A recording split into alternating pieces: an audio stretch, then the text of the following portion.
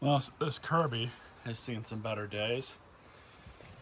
What I mean by that, shut the fans off, is look right in there. The fan has been destroyed. It's got the old gray fan, and I hope that the motor itself isn't locked up. There's a good chance it might be, but we're going to do our best to fix it. So what I have here is a good used Lexan fan. This is the stronger one. Even though it's used and not brand new, it's still going to be light years better than the one that was in there. Even if I was to replace this one with a brand new one of this variety, this is still the better option. So we're going to take that old fan out and replace it. And of course, once we get the old fan off, we'll be able to see if the motor itself still turns or not. Hopefully it does. All right, so what we're going to do is break this down to just that it's the power nozzle. I have to undo the cord. Looks like somebody's already been into this at some point.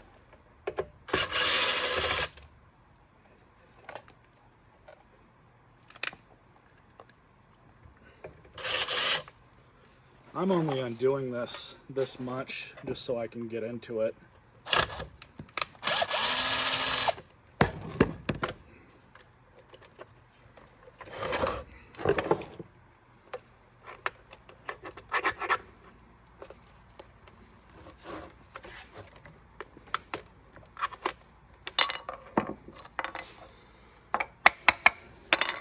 So yeah, somebody's already been into this. I do have some extra hardware, so I'm not particularly worried here.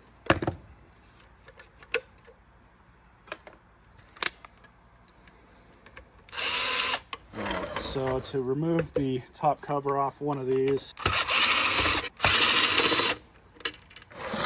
you're going to have these two on the front.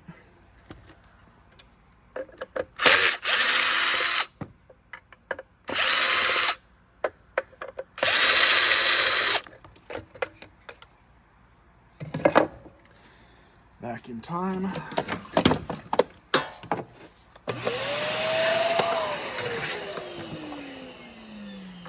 Alright, so now we have to take the front off here. What we can do, I'm just gonna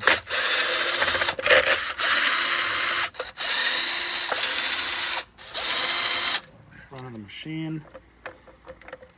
Let's see if we can pull this thing off.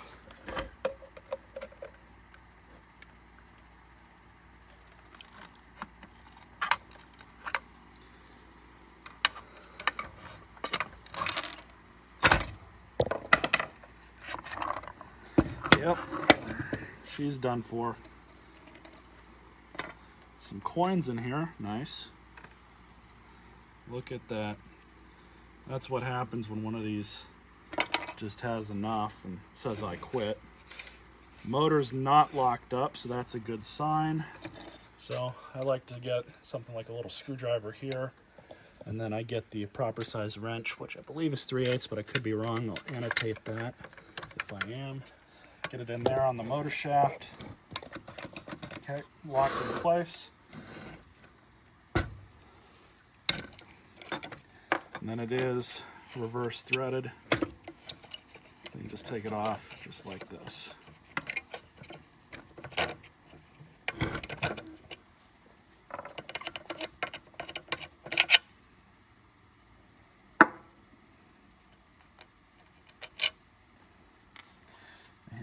Sometimes this can be the fun part.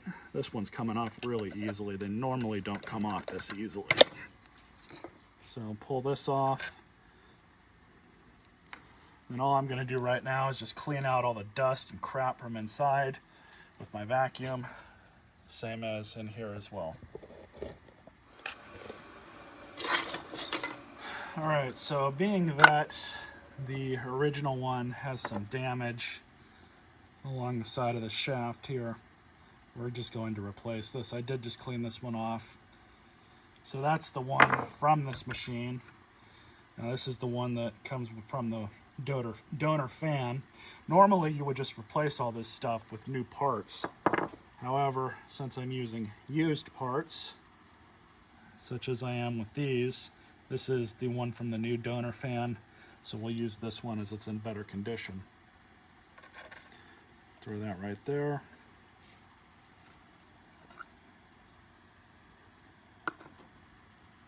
And don't forget plastic washer.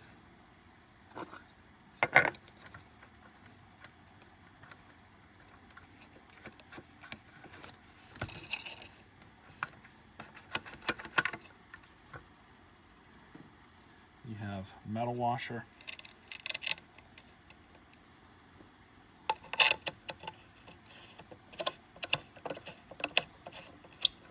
Now it's important to note, these do not go on there muscled on.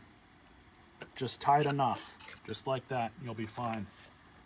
So, just took the wrench out. Let's continue on with pulling the rest of this apart. Those of you who are looking just to replace the fan on one of these, you can go ahead and skip to the end, or just take my word for it, and it goes back together basically the same way it came apart. I will be doing that at the end of this video after I pull the motor out, clean out everything in there, and inspect everything. So that's nice and healthy.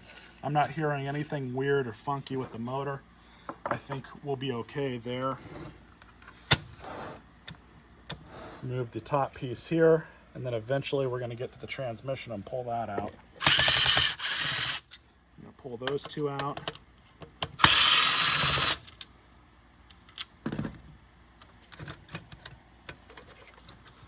Just like that. Now with these, it's important to note that with your headlight, you have wiring that goes into the motor. So if you take this off, make sure you take a picture with your phone or something so you know where all those go. But they just come out like that. Just undoing that one to gain access to this one. Just plug that one in for now. Set that aside. Now what I like to do with hardware that I remove when I'm not going back together with anything yet is just screw them back in. Flip her over. And we're going to need a Torx driver. It's a T20.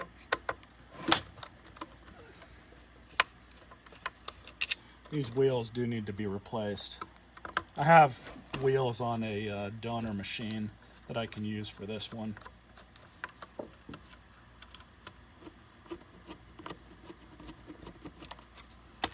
Carefully remove your foot switch pedal. And this is another thing that's important, this little switch right here. Make sure you know where that is. And we're just going to guide the belt off.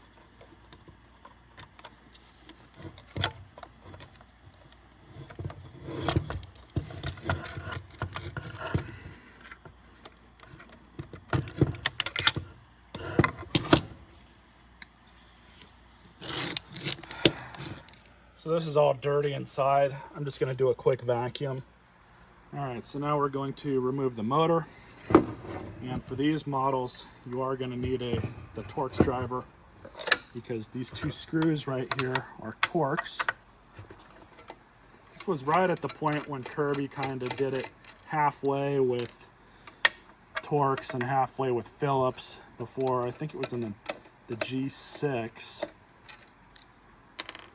G5 or G6 that they completely went to Phillips head screw or Torx screws everywhere. So these two are out. Now you just have these two left.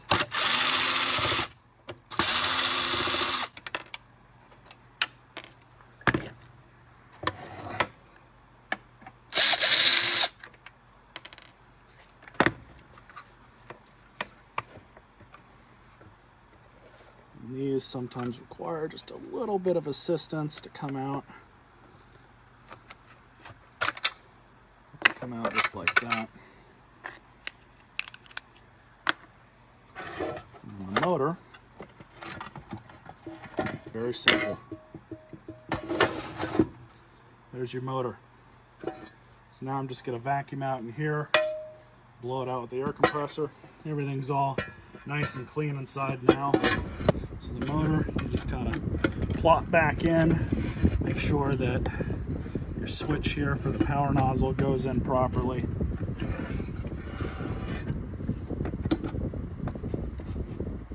And that's pretty much it.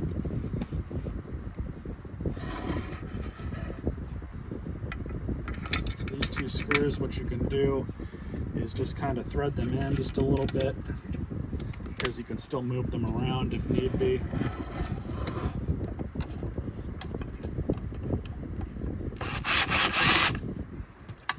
And it is very important to not over torque these. It is not hard to do, and if you over torque them, you run the risk on the newer models of stripping these threads out. You could probably still do it on these metal ones, but on the newer machines, these are like a plastic or something. And it's really not hard to do. So I definitely recommend to be very careful.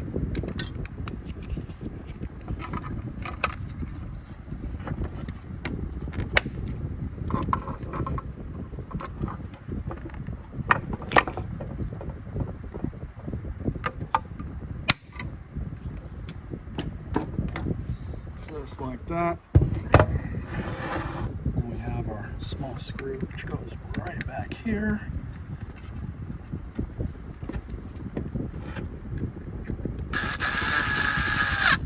Not tight. For the record, I do have this on the #1 clutch setting. You do not want to break anything. And also, as I said earlier, keep in mind about this. This is very easy to pop out of there, and it's a lot easier to put it back in if you notice it. And you know, you can do it right here, but when you have the transmission and everything else back in, it's really difficult to pop that back into place. You can do it, but like I said, it's just easier to do it this way. Make sure you're just keeping an eye out for it. Stick the transmission back in. Now, these are another thing that's really easy to get certain things done with while you don't have it installed just yet, and this is one of them. Put this damn belt on as it's going in, and make sure the little lever here is facing up like that, so it can just flop down here. It's like I said, it's very easy to get yourself kind of mixed up a little bit and end up having to backtrack and redo things, which I might do even for this video, just on accident. It does happen. I ain't gonna lie about that.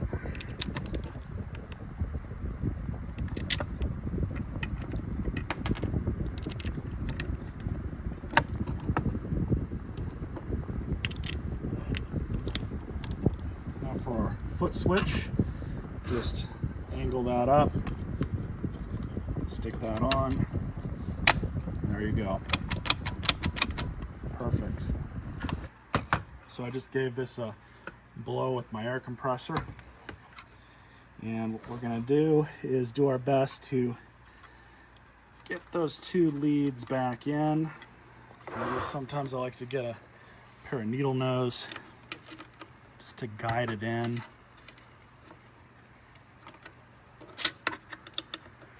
This bottom one's always a lot of fun.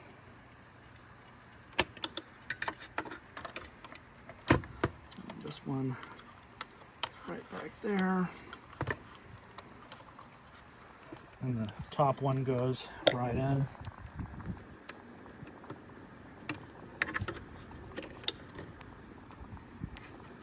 I just like to make sure that they're seated correctly.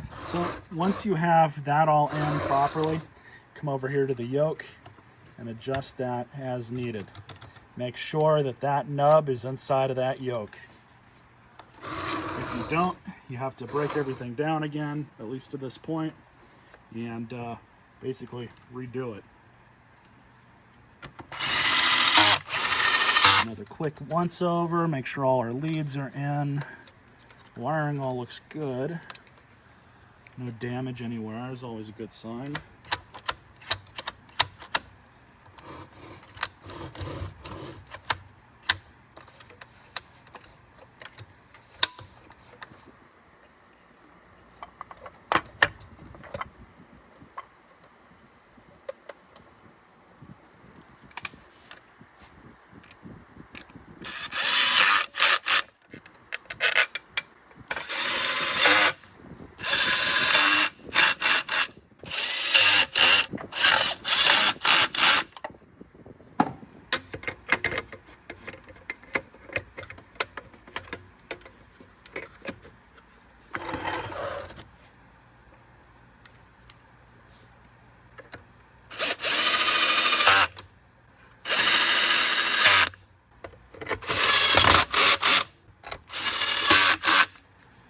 Now it's really easy to bend and break these two tabs on here. You want to be aware of that. Just plop that back into place, no big deal. Now I have to look in all my old Kirby hardware to see if I have another one of these screws. So sure enough, I did have one of these in my bag of Kirby hardware. So this is pretty simple. Stick her back in, T20. All right.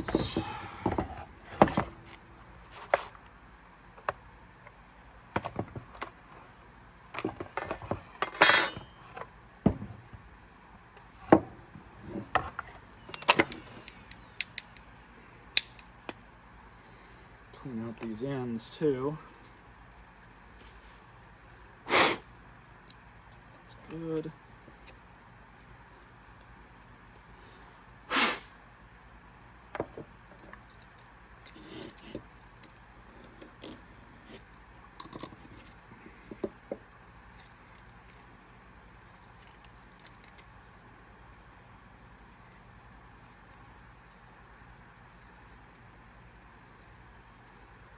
Now I'm just going to clean this off with my bench grinder. One thing it is worth noting is I just pulled out a ton of hair and stuff, way more than this. That was just the last of it out of this bearing end cap. Because unfortunately, it looks like all that hair and stuff that's wrapped itself inside, there's still some more that I'm going to have to try and get out of there. So that's mostly been dealt with. So on these you have the brush sensor right there, and the magnet that's inside is right under in here. So again, these can only go on one way.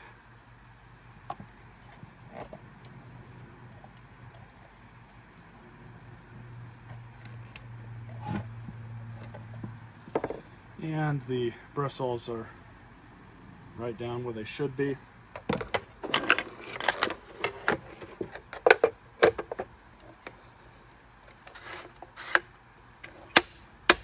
We're going to put the handle back on.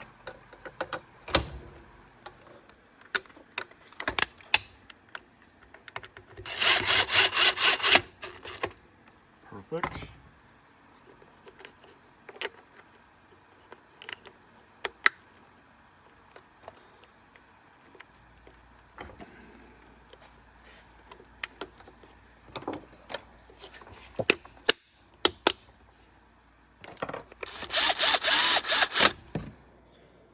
So here's the outer bag all cleaned up.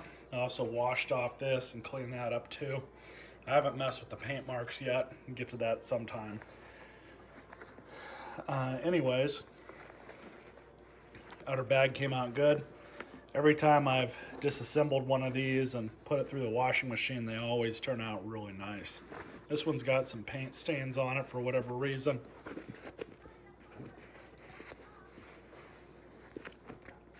But anyways, that all goes back together the same way it came apart, just reverse. So I'm going to do that, and then I'll meet you guys at the part where I put a new bag in. Here we are upstairs. Now I have not tried the light bulb on this, but if it needs to be replaced, we'll replace it.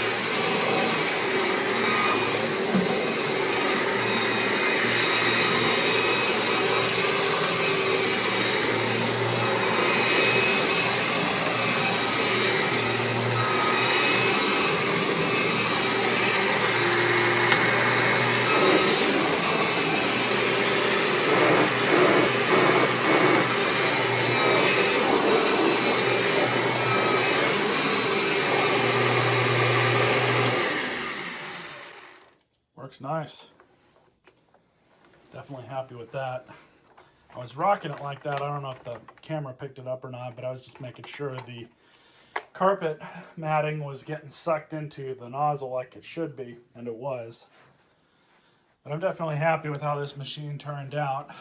It's really kind of unfortunate. You know, somebody broke the fan on it and decided to throw it away. If they had taken it to a vacuum shop, it probably only would have been $100, and plus they would have gotten a whole service out of that too, more than likely.